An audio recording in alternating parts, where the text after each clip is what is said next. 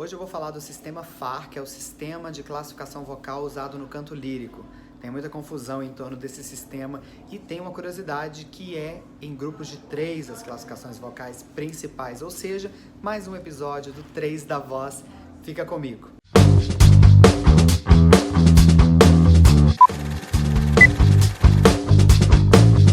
Fala Belter, tudo bem com você? Eu sou o Beto Soroli, seu vocal coach na internet. Este é o Revolução Vocal, o canal mais Belter do YouTube. E este é o 3 da voz, uma série onde eu te mostro a fascinante relação do número 3 com vários aspectos da técnica vocal. É realmente fascinante a matemática te ajudando a cantar melhor. Hoje eu vou falar do sistema de classificação vocal que se chama FAR, que é o sistema de classificação vocal usado no canto lírico, né?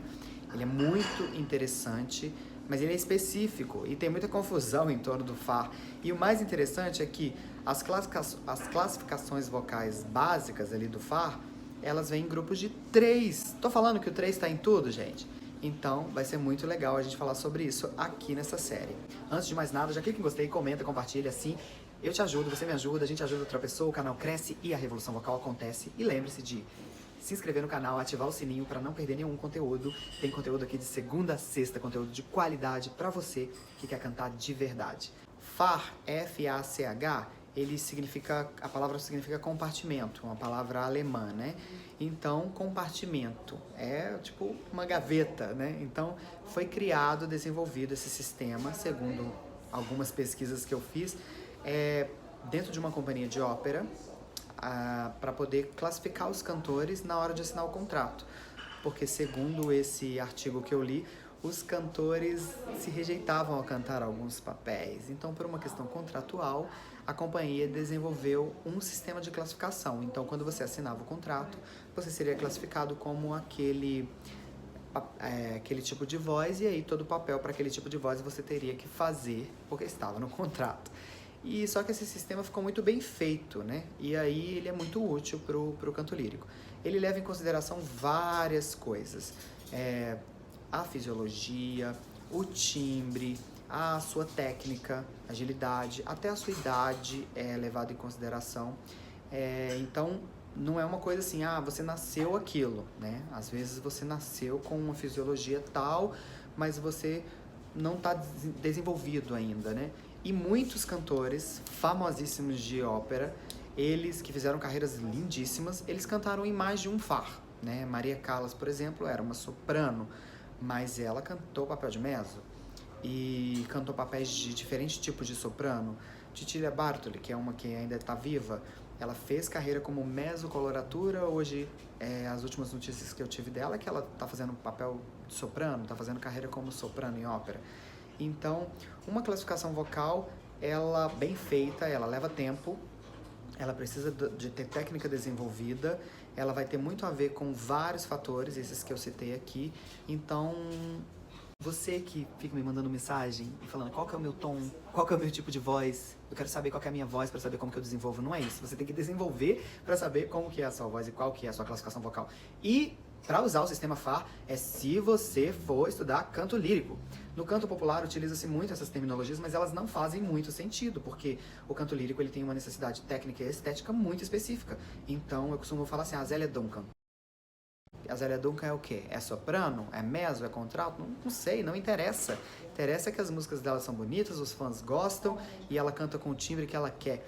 Então o mais importante em música popular, e o belting está dentro disso, é você cantar com saúde vocal e o seu público gostar, né? Você tá satisfeito também e o seu público entender a sua história ali que você tá contando, seja você um intérprete de canções, seja você um ator de teatro musical, e que a sua voz sirva para contar aquela história que você tá se propondo, tá bom?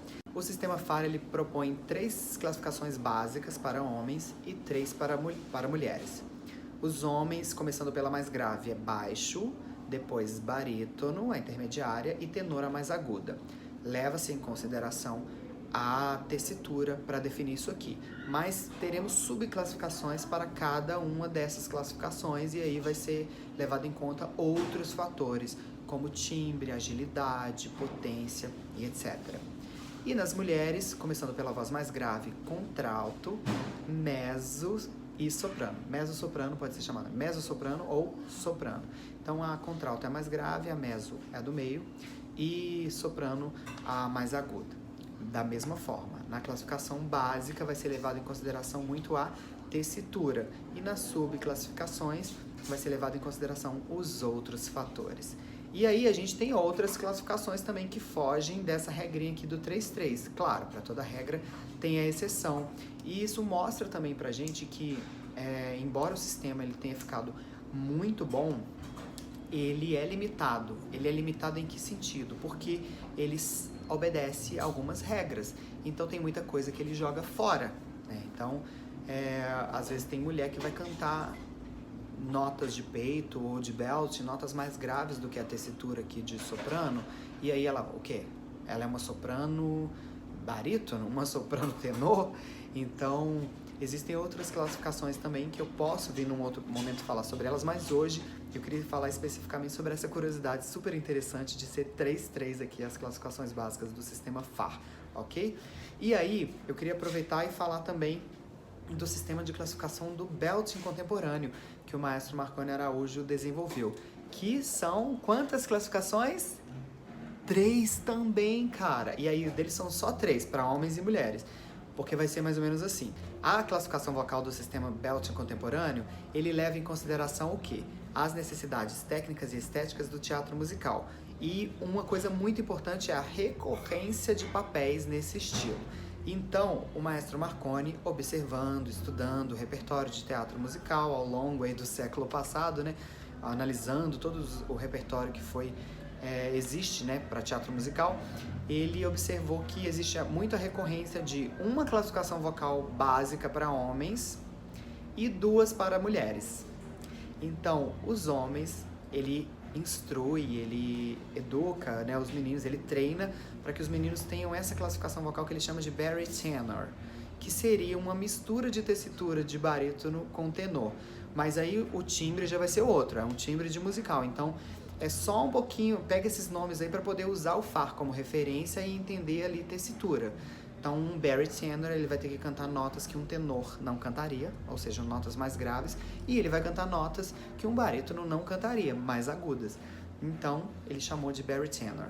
E as mulheres, ele propõe a classificação de belters, que vão ser mulheres que vão ter um timbre bem específico de belting, uma tessitura de belting, que já não tem a ver lá com tessitura de FAR. E a soprano belters, que seria mulheres que vão ter características de belting, mas que vão ter características também de soprano, subindo mais, cantando mais com voz de cabeça, subregistros mais agudos, assim. Então é isso, aí é claro que tem exceções também, né? Mas papéis mesmo são raros. Papel em musical para um baixo profundo é raro, até existe. Como, por exemplo, o Caifás no Jesus Cristo Superstar.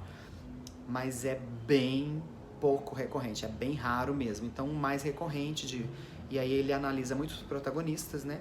Porque todo mundo que quer estudar musical sonha em fazer um grande protagonista. Mas é claro que a gente que tá trabalhando no musical tem que ir muitas vezes pro coro, né, gente? Ou então pegar papéis menores, pra ter uma carreira mesmo sólida e tá trabalhando sempre.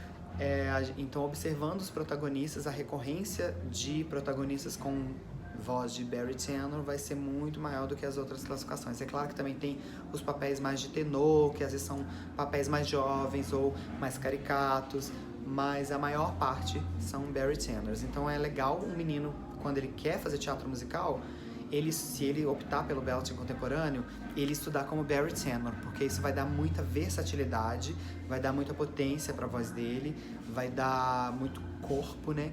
É claro que tem vários tipos de musical diferente, tem vários tipos de diretores diferentes, de preferência, de estética. Se for um rock musical, talvez o menino vai ter que cantar com uma voz que soe mais aberta e etc.